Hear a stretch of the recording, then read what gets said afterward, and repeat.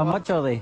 العقل بيقول انك ما ينفعش تشتري حاجه من غير ما تاكد على سعرها وتدفعه بايديك علشان ما حدش يرجع يستغلك في سعرها. ده اللي عمل عكسه سايح اسكتلندي كان موجود عند الاهرامات وقرر ان هو يشتري شال عربي من غير ما ياكد على سعره، والراجل قرر ان هو يربطه له من غير برضه ما ياكد على سعره. تعالوا نشوف ايه اللي حصل.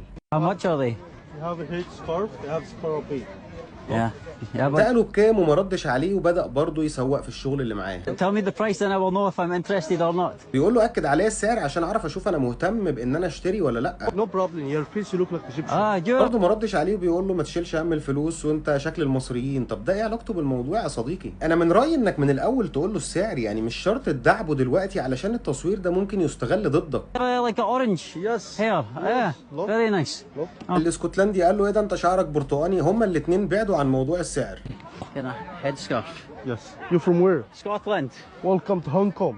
This is not Hong انت Kong. منين؟ انا من اسكتلندا. طب مرحب بيك في هونج كونج. طب ده وقته احنا عايزين نعرف الشال بكام يا صديقي. This is Egypt. Yes, You're I tricky. know. You're tricky. I'm joking. Yes, it's good. Yeah. I look Egyptian. Yes. بيقول له جميل عليك. قال له انا كده بقيت شبه المصريين. قال له اه بقيت شبه المصريين. Okay. Look.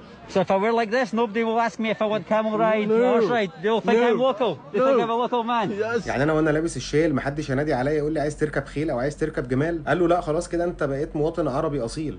Brother, how much for something like this? 200 Egyptian pound. Oh, بعد اللف والمداعبه دي كلها اللي احنا بنطالب ان هي تقف، يعني ما بقاش في مداعبه في البيع والشراء في الاماكن الاثريه، ولكن قال له 200 جنيه وانا شايف انه سعر كويس جدا، وهو ده سعر الشال فعلا في اي حته في مصر. 200 Egyptian pound. oh, come on, brother. Come on. You said you would give me good price. You said you would give me good price. Now you're saying 200. هو بيقول له فعلا انت اديتني سعر كويس، وهو شايف انه سعر كويس لاني اكيد كان سائل عليه في اماكن تانية. Now you're saying 200. Yeah. This is big one, Egyptian cotton. Yeah. I have a small size for 100 pound. This small size. No, brother, it's too much. المقاس اللي انت واخده مقاس كبير، وفي مقاس تاني اصغر ب 100 جنيه لو عايزه خده. No problem. Listen, keep it whatever given to me, no problem. عزومة المصريين. شوف يا عم انت عايز تديني كام، بس هل هي بقى عزومة مراكبية ولا فعلا هيقبل اللي هو هيقوله؟ Brother, come on. Whatever given Really, to huh? me. Whatever, Okay. no problem. 50 pounds, no problem?